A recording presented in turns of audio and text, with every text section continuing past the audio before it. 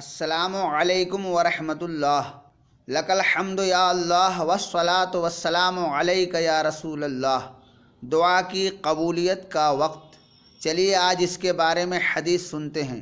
عن جابر رضی اللہ عنہ قال سمعت النبی صلی اللہ علیہ وسلم یقول ان فی اللیل لساعۃ لا یوافقها رجل مسلم یسأل اللہ خیرا من امر الدنیا والآخرہ الا آتاہ ایاہ وذالک کل لیلہ۔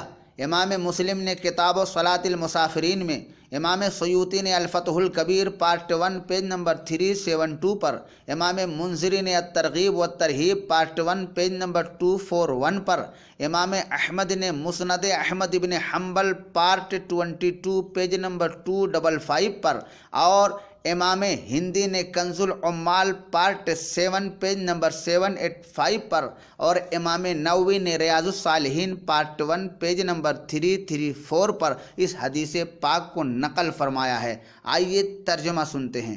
حضرت جابر رضی اللہ عنہ فرماتے ہیں کہ میں نے حضور نبی کریم صلی اللہ علیہ وسلم کو یہ ارشاد فرماتے ہوئے سنا کہ رات میں ایک ساعت ایسی بھی آتی ہے کہ اگر اس وقت کوئی مسلمان اللہ تعالیٰ سے دنیا و آخرت کی کسی بھی بھلائی کا سوال کرے تو اللہ تعالیٰ اسے وہ عطا فرما دیتا ہے، اور یہ بابرکت ساعت ہر رات آتی ہے۔ محدثین فرماتے ہیں یہ تہائی رات کا آخری پہر ہے۔